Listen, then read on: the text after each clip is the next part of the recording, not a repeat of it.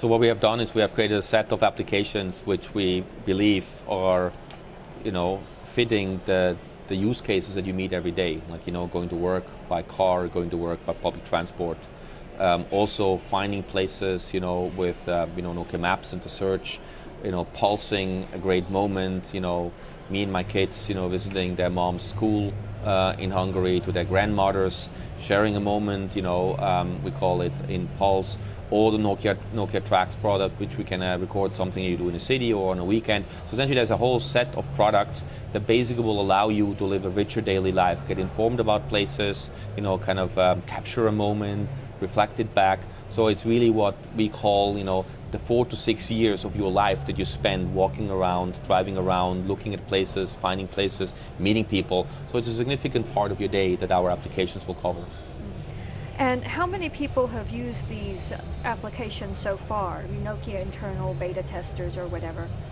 Yeah, so Nokia Maps and Nokia Drive is used by tens of millions of people. I mean, this is a really widely used application around the globe in many countries. We also in beta labs and in backstage test with thousands of people. So we usually go through internal testing, we go external testing before we then basically release externally. So we have a significant amount of data points in understanding how this application works. We use always an Net Promoter Score to get feedback, to get ideas how to do it better. So we feel very comfortable and very confident that the applications are very easy to use. And how and when are the public going to be able to start using these applications, and which? Yeah, so the first generation of the Nokia Windows Phone Lumia is actually coming with Nokia Maps, is coming with Nokia Drive, Nokia Live View, Nokia Transit, Nokia Pulse, and will actually be in beta mode, and basically will be able to download. Users can try it, and as the applications reach commercial maturity, they will become pre-installed on devices, which should happen in the course of next year. Great. What about other platforms such as Symbian and MeeGo?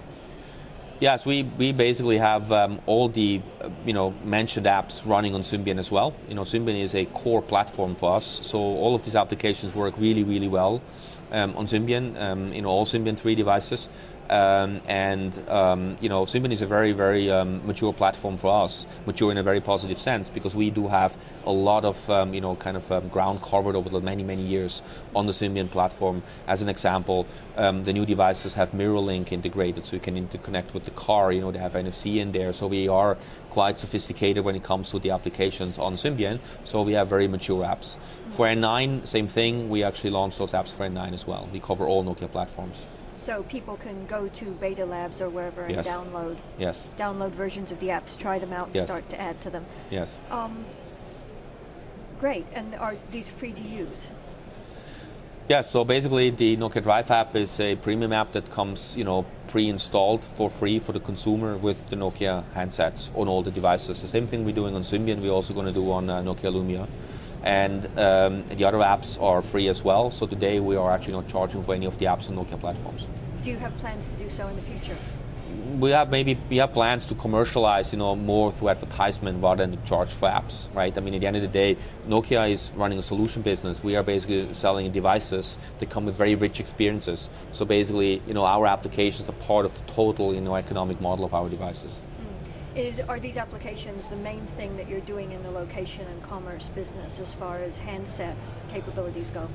Well, we are working on 3 layers, right? In location and commerce. Location and commerce is a very big group. We're 8,000 people in this organization, and we are actually, supplying world-class, best-in-class content to the automotive industry, to the P&D industry, players like Garmin, BMW.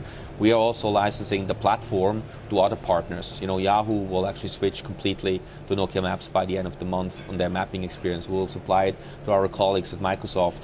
And of course, we have the apps on our devices, but also the apps on other devices. So you can also go to maps.nokia.com, either in your web browser or in your HTML5 browser on non-Nokia handsets. So really, it's only, I would call it the tip of the iceberg. There's a real foundation below in terms of content, another global, foundation when it comes to the platform, and also third-party or basically non-Nokia platforms like iOS or even Android.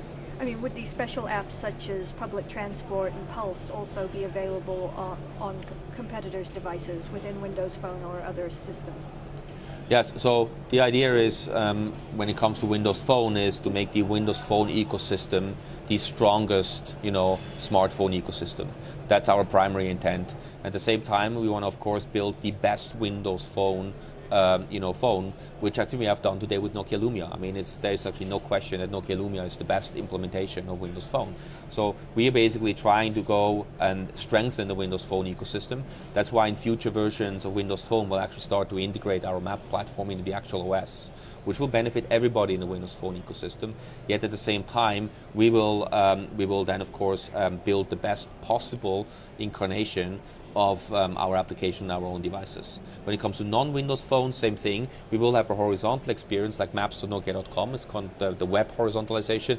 We will also be able to consume Pulse, Tracks, and Transit. Curiosity question. It sounds like with Nokia Pulse, you're stressing the ability to broadcast your location to only a small and select group of people. You can do that. I mean, you can do that already simply by restricting your lists on Facebook and Foursquare and competing platforms.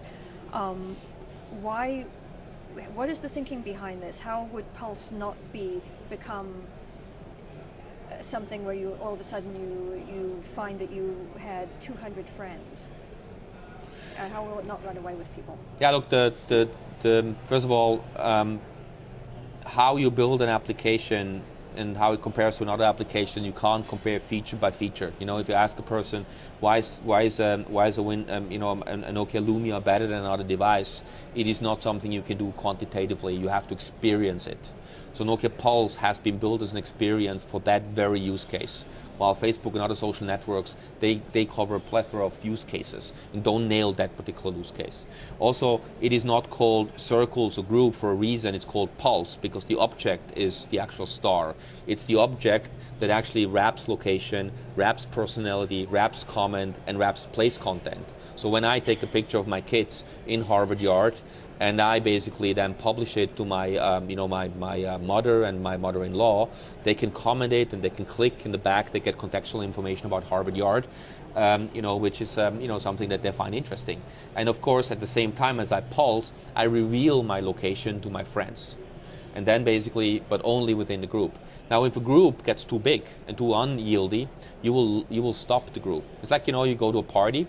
And somebody of your friends invites a person you don't like, you leave the group, you form a new group. And that is very different to the behavior on Facebook, where you cannot unravel your friend list. If you don't like the group, you just go again and create a new group and invite the same 3 people that you liked, not inviting the other one. Or you take the group we have right now and uninvite the person and say, sorry, I don't like you in the group. It's like real life, it's like real social behavior. A few years ago, maybe 4 or 5 years ago, I went to a great talk in Helsinki about basically the URLs of everyday objects and the addressability of everyday objects by someone who I think is in your organization. I mean, is that part of what you're doing, is trying to make them absolutely. Addressable through the, can you talk a little about absolutely. that? What I believe, what we are really building is a reference for every object in the cloud, right? So every place has a unique identifier that you can actually insert, whether it's a URL or whatever. You can go and find that place. A person has a unique identifier, a car has a unique identifier, a route. So we're basically creating a big world where we can actually exchange information, add information to objects for everybody's benefit. Right? And that's why we always talk about objects, right? Now, when you take a place, which is, I think, one of the most interesting objects there, we always, like to say a place is actually an application. Why do we turn every place into an app, right? You can interact with the place, you can add photos, you can add a comment, you can rate it, you can interact with the merchant or the owner. You can create a personal relationship. Places are meeting places. So that's why I'm saying every place ultimately is an app, and every app is ultimately also a website.